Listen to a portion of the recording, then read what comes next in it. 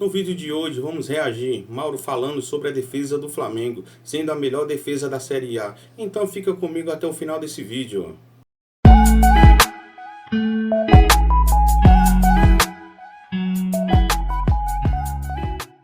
Fala nação, mas antes de começar esse vídeo, se inscreva no nosso canal, ative o sininho da notificação e deixe seu like. Deixei aqui como crédito para os canais Jovem Pan, sem mais delongas. Defesa entre os clubes da Série A nessa temporada. E detalhe, com o time titular, tá, com o time principal, não sofreu gols em 5 jogos oficiais, sendo 2 deles 2 clássicos, contra o Vasco e contra o Botafogo. O Flamengo tem 9 jogos em 2024, 5 vitórias, 4 empates, 14 gols marcados, 2 gols sofridos. Eu acho que com o time titular foram 4 jogos e 3 vitórias e um empate que foi Teve contra o só Vasco. 2 jogos que não foram com o titular. Contando os amistosos, né? Só foram 2 jogos com... Então foram 7 jogos. O time titular que eu falo, o time principal, né? Sim. Reserva de titulares. Que o time que jogou 2 partidas do Carioca foi o time dos garotos, né? Um time C, D, sei lá. E aí você tem 9 jogos, 5 vitórias, 4 empates, 14 gols marcados, 2 gols sofridos. Isso tem que ser sempre relativizado, porque está jogando no Campeonato Carioca, adversários são fracos, alguns são meros sparrings, mas você falou, nos clássicos não tomou gol, assim, não estou dizendo que o Flamengo tem uma defesa perfeita, pelo contrário, ainda concede algumas oportunidades para os adversários que não deveria. Mas é uma clara mudança de comportamento, né? Que é muito a cara do técnico. O Tite monta equipes pela defesa com a preocupação primeiro, não tomar gol, não perder jogo. A partir daí ele vai trabalhar o restante. É o que está acontecendo muito claramente. Quando o torcedor fala, não estou vendo nenhum progresso, não tá, então está com algum problema aí de cognitivo, meu amigo, que não é possível. Existem sim alguns progressos, só que eles são lentos, as coisas vão se apresentando pouco a pouco. Eu acho que assim, tem atuação ruim, as atuações ruins como contra o Botafogo têm que ser ditas e criticadas, evidentemente são criticadas, mas acho que é um processo que está em andamento. Aí, contra a Volta Redonda, essa bola, por exemplo, vai na trave. Então ainda existem problemas, mas o time não está tomando gol. Não está tomando gol, já melhorou com relação a isso. Os outros times, o Fluminense já tomou mais gols do que o Flamengo, né? No campeonato, com titular, com reserva e tal. E o Fluminense é o campeão da Libertadores. Então, eu acho que tem algo em curso, tem um trabalho em curso, só que o Tite não é o Jorge Jesus, não é o Ceni, não é o Dorival. O Tite é o Tite. E o jeito dele trabalhar é esse. As pessoas precisam entender. Então não contrata o Tite, contrata outro cara. Esperar que o Tite faça um trabalho diferente do que é o perfil dele como técnico, eu acho que é um equívoco, né? Eu queria falar sobre o Braz o seguinte, está acontecendo uma situação, assim, a nossa profissão ela é muito maltratada, né? Muitas vezes nós somos alvos de alguns ataques muito covardes, de cretinos em rede social, né? O que acontece? O Marcos Braz, ele é um dirigente, no mínimo controverso, e que se envolveu numa situação em que, eu já falei isso aqui várias vezes, ele não poderia continuar no Flamengo depois do que houve, especialmente com a veiculação do vídeo lá que mostra, né, a agressão ao torcedor. E eu sempre faço aqui a ressalva, eu acho que o torcedor também não tem que ir lá que encher o saco de ninguém, sou contra isso. E quando o Gabigol fez a festa, né, e foram os torcedores lá importunar os convidados e tudo mais, eu falei a mesma coisa.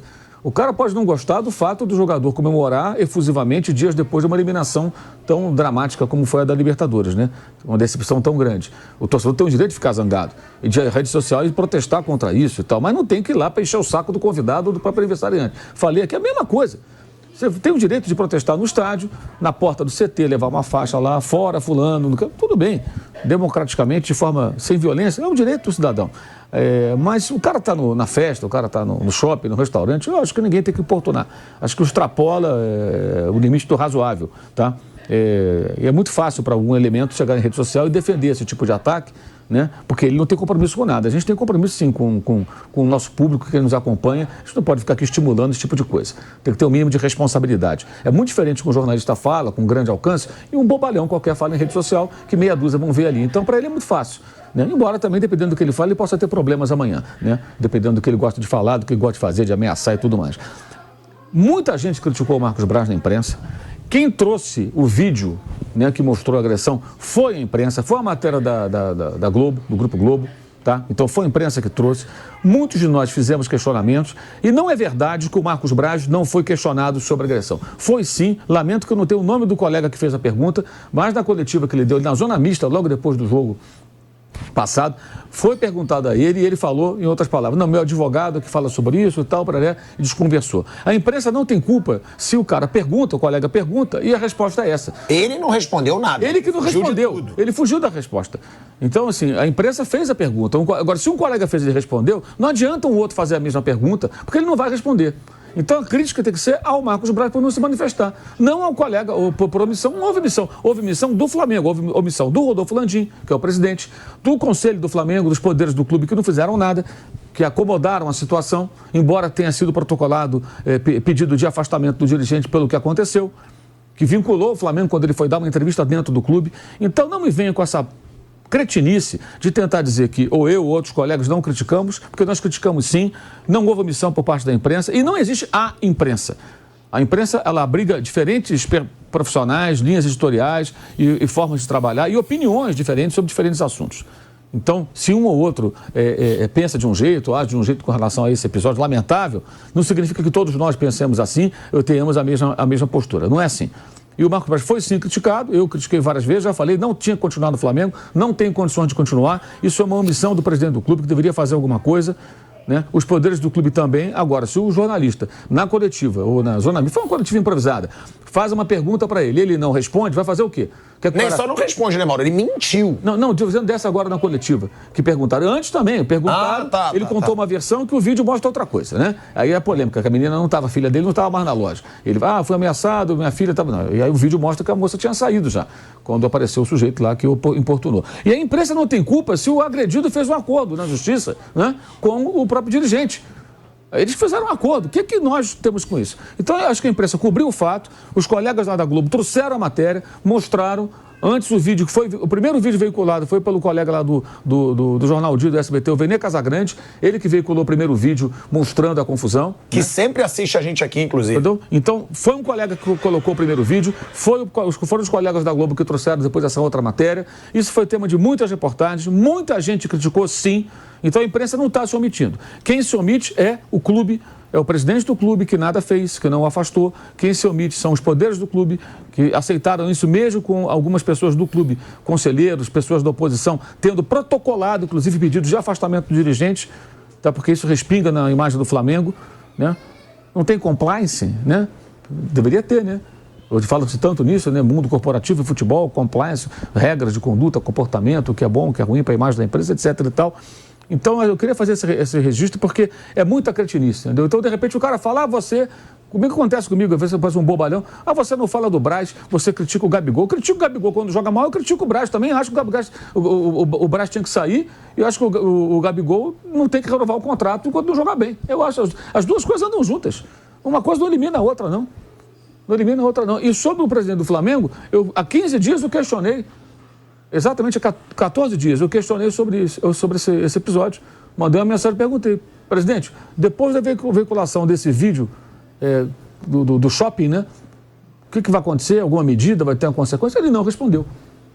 Às vezes ele responde. Hoje eu perguntei ele sobre o estádio. Vamos ver se ele vai responder. Quando ele responde, eu trago a informação. Agora, eu não posso obrigar o dirigente a me responder. Eu, como jornalista, tento fazer a apuração da informação, né? Então, assim, as pessoas não entendem a nossa profissão e alguns ficam tentando rotular como se todos nós fôssemos omissos, covardes ou não nos manifestássemos.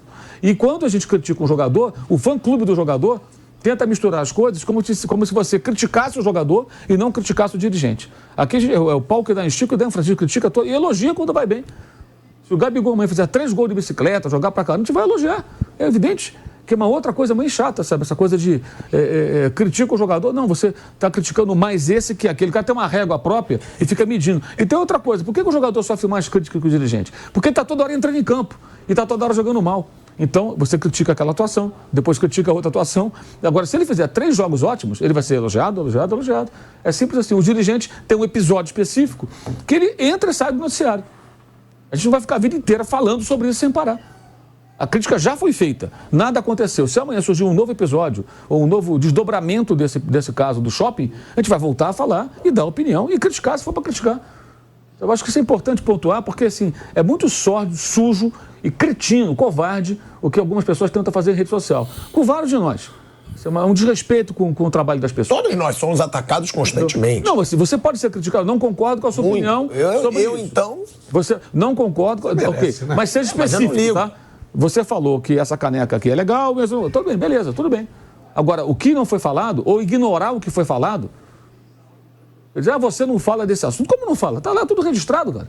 A gente falou... Não, e você nem vai pra coletiva também, né, Mauro? Não, eu não vou coletivo, porque eu no Rio, eu tô aqui.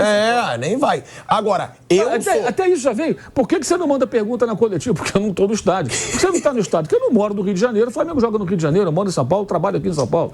Não, porque você é comentarista também. Exato, não tem obrigação de estar lá. Agora, eu pergunto. Mas eu acho que tem colegas... Se o Marcos vai me responder aqui no telefone, eu pergunto pra ele, mas ele não vai me responder Eu acho que tem colegas, inclusive, que são amiguinhos de dirigente e não perguntam. Isso tem adoidado, mas não pode misturar. Então, separe bem quem age lógico, assim, quem age de outra maneira. Claro, óbvio. Então, seja específico na crítica. Óbvio. Já que o Valentão... Que são, geralmente, os escolhidos nas coletivas do Flamengo. Já que o Valentão lá da internet quer ficar apontando, aponta o nome. O fulano de tal, jornalista de tal veículo, esteve na coletiva e não perguntou, não criticou, nunca escreveu sobre esse assunto, passou à margem desse assunto. Seja específico, então.